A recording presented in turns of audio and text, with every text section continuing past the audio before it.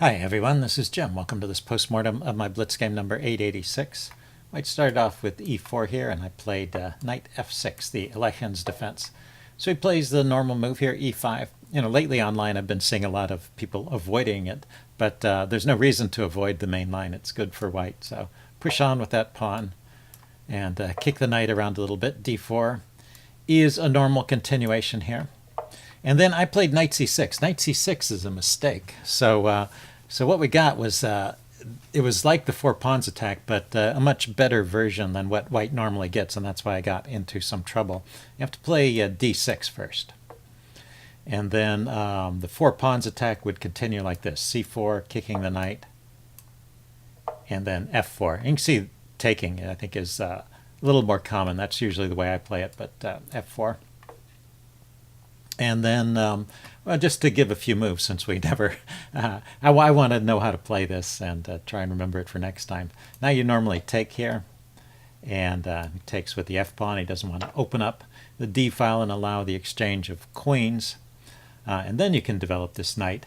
And now if the d-pawn pushes forward at this point, you can take the e-pawn, so it's safe to develop that knight, bishop, and also you're threatening at this point to actually take that pawn. Got the queen and the knight trained on it, so bishop e3 to defend it, and then bishop to f5. So it does go to the f5 square. Here, if the bishop gets kicked, it's got squares it can go to. It can come out to this square or retreat to that square. So anyway, it's all okay for black. White is better, though, with the space advantage, but the center comes under fire. Let's see, well, a couple more moves. Knight c3 and e6, and the bishop is securely defended there. And this is a typical position for the four pawns attack. The thing white has to look out for is it is a bit airy here inside underneath the pawns, and sometimes the other bishop can come out and look at some of these squares inside white's camp. So that's the counterplay black is going for with active pieces. Anyway, let's get back to the game. That's not how this game went. I played knight c6, and this move loses, actually. And the way he played it with c4, that's actually the best way to play according to the chess engine. Kick that knight back. And then I think here he missed his chance. Yeah, he played knight c3, and we're just out of the book. If he plays d5, well, you saw already we were in a place in the opening book where there weren't any games. But this is the point of white's play. At this point, I'm actually going to lose a piece here. Let's point out something. This knight on b6 has very few squares. But if you play c5 to kick it, that squares out, that squares out, that squares out, that squares out, and that squares out. But this square becomes available. d5 becomes available. So you don't play c5 right away. What you do is you play d5 first. And after this knight moves, it's sacking a pawn, but then you play c5, and now everywhere the knight goes is covered. All these squares are defended, and then all these squares are blocked. So that knight is just lost there. So that's how white could have won the game almost out of the book. So it is a bit dangerous playing this Alekhine's defense, but if you play, I mean, it is playable. You just have to be a little bit careful and remember to get in that d6 move before you play knight c6, which is something I knew kind of in the back of my mind. I'm not sure why I played knight c6 so quickly. Anyway, he continued with knight c3, and although it's not the best move, it's still enough to keep a big edge for white. Let's see, I went d6 now. Another point of d6 is it gives an additional flight square for this knight, as well as putting more pressure here, so it's got kind of two purposes. And he plays f4. So this is a four pawns formation, and I probably should have taken here, although it's still troublesome for black. So when you take here, instead of taking back, actually taking back is a mistake. If you take back with the f-pawn, then the queen can take d4. So it's kind of well timed, and if you take here, then I can trade queens and I don't have any problems. So, but white keeps an edge by pushing the d-pawn forward, driving this knight back, and it's not that different from the game. And then I guess white can round up this pawn at some point. So So anyway, white's going to have a big edge one way or another. Let's see. I played e6 here, which is trying to slow down those pawns, but it does have a disadvantage that blocks in my bishop. So white played one more developing move, and I got this bishop e7 move in so I can castle, and then he went d5. So I think d5 is a slight mistake. I think white has been playing very well up to this point. But this is a point where he's got kind of a clamp on my position with these pawns in the center. He could just hold on to those pawns and do some normal developing and just have a big edge, and that's probably the best way to play. So pushing on, it's not like this is bad. This is still good for white, but it gives me more chances than I deserve, I suppose. I can open things up and get a few more squares for my pieces. Although it does drive one of my knights back. So white still has an edge, a big edge after this because of his development advantage. So I went ahead and took. He took, and I dropped the knight all the way back to b8. So let's see how many. I mean, it's not such a huge development edge, is it? He's got two pieces out. I've got two pieces out. And its advantage, I suppose, is mostly that he's got that big center, and I don't have the piece activity to compensate like I should have if I had played correctly. So let's see, he continued with bishop e2, maybe at this point continuing the theme of harassing the knights with a4 is a good idea too. The chess engine likes that one, but bishop e2, very reasonable move. I castle, he castles. And then I go bishop g4, which the chess engine frowns on initially. Maybe c6 could be played here. I was thinking a little bit about this move. I don't remember if it was in exactly this position. I was worried about this d-pawn becoming weak. But the chess engine actually gives this line. c6, bishop e3, takes. I don't know if white would have really played this way. I mean, I was expecting white to take at that point and expose the d-pawn. But the chess engine gives this as best play. And with an okay position for black, because everything in this line just seems to come off. And at the end, it's about equal. Knight to d7. So anyway, if you believe that, then that's a way to get equality. I thought there were other ways for white to play there and still try for an edge. And I wanted to get my bishop out, so I went bishop g4. And now I didn't want to retreat, so I was already committed to trading this bishop off. So and probably that's one reason why the chess engine doesn't like this line, is because now white has the bishop pair as well as the space advantage. But well, I can take again, and I can look to put pressure on those two pawns, which are sort of like hanging pawns. They're out there defended by pieces. Let's see. I threw in bishop c5 check.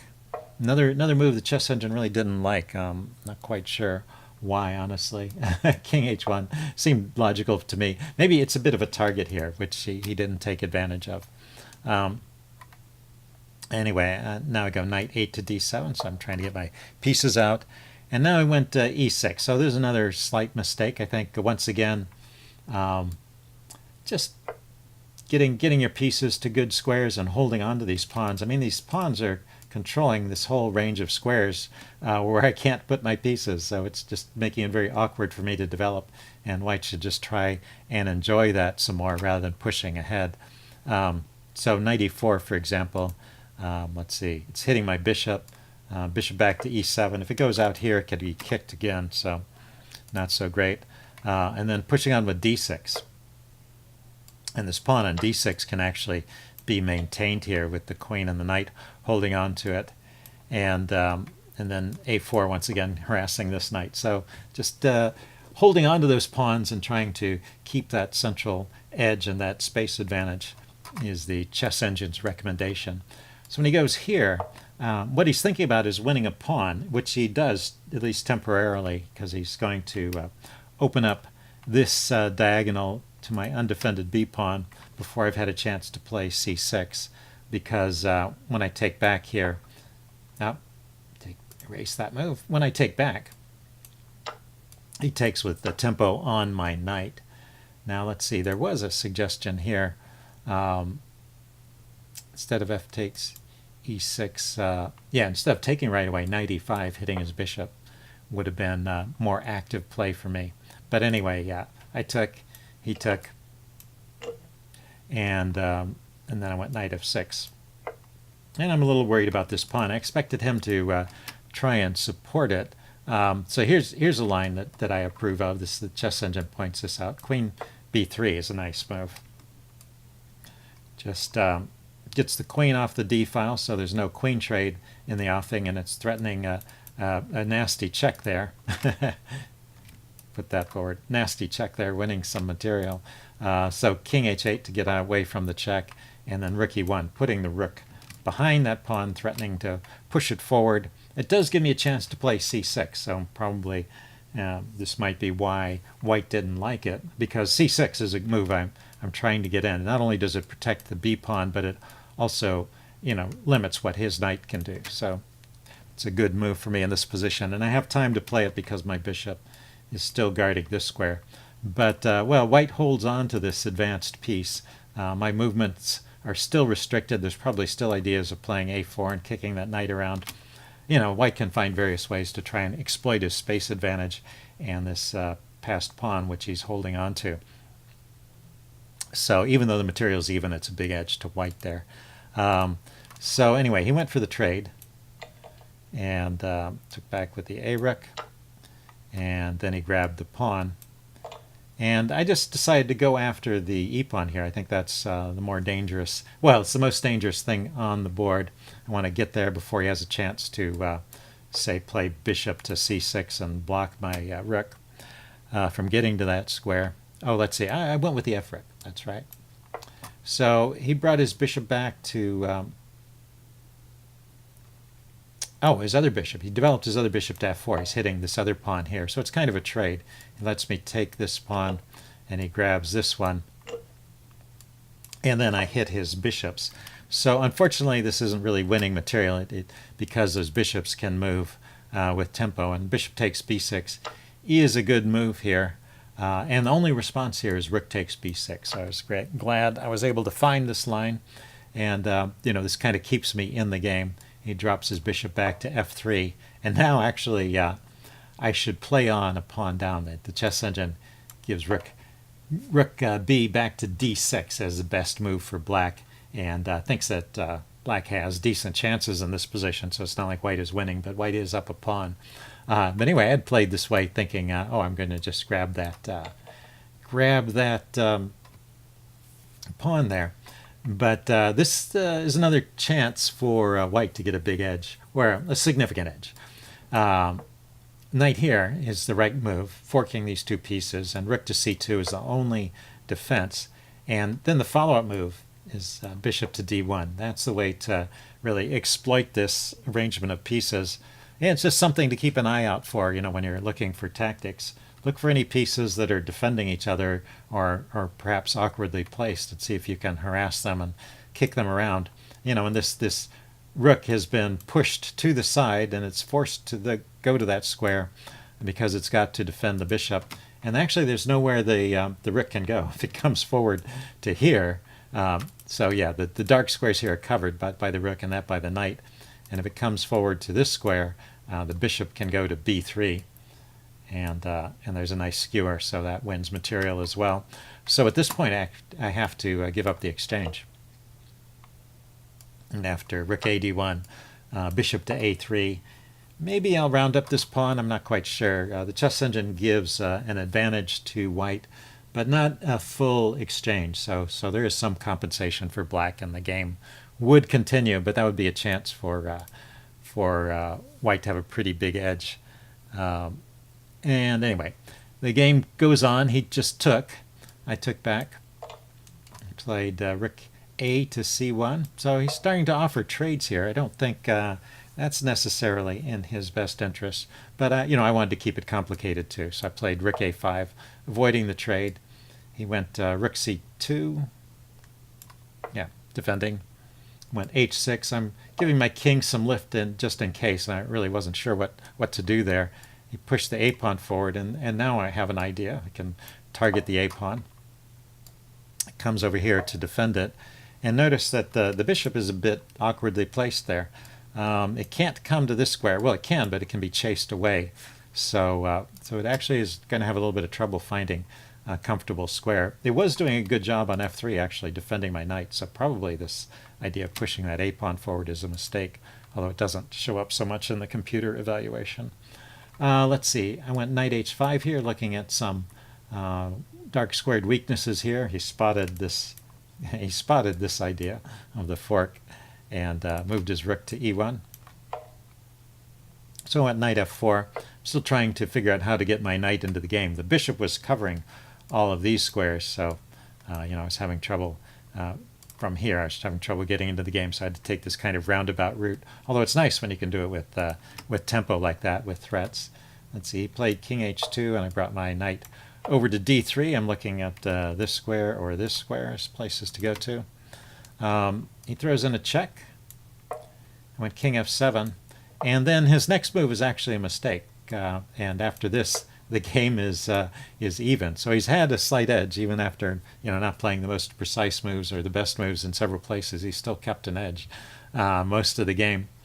But this move, rook d2, for some reason is not keeping that advantage anymore. So his best move here is rook a8. I was kind of expecting this. I had kind of forgotten about the pin there.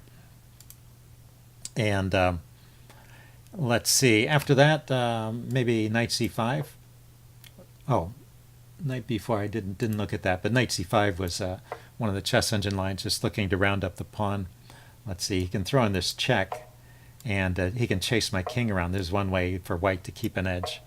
It's all about piece activity. Sometimes it's not just about the pawns in g3.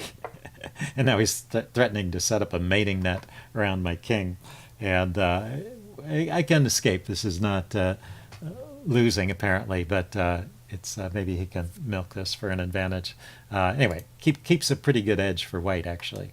And rook d2 just is equal with best play. So rook c5 was a good move, hitting his bishop. And then, I was kind of encouraging him to make this mistake with bishop b5. The chess engine says the best way to play this is rook e4. So he's attacking my undefended rook, and I'm attacking his bishop. But if I take his bishop, he takes my rook. So I have to trade. So that's the way he rescues his bishop. And then knight to e5. And this position is just even. The material is even, and my pieces are well placed. And he can't get in here and check me because the knight's covering that square, and the knight actually is not easily dislodged because it's on a dark square defended by the rook. Although if he attacks it, the rook is tied down defending it. Anyway, an even game. He also has some problems there. But then bishop b5 is the final mistake of the game, and it's just over after that. So I take just a typical taking removal of the defender tactic. So if he takes my rook, he didn't do that. I take his rook. And it's about the same the way it worked out in the game. He played rook to e3, attacking my knight. But I can defend my knight, so I stay a piece up either way. So he played on a few moves, but basically there's nothing going on here that nothing that he can do to prevent me from realizing my material advantage. So eventually he resigned. So anyway, this is the final position of the game. I had a lot of fun with that one. I hope you guys did too, and I will see you later.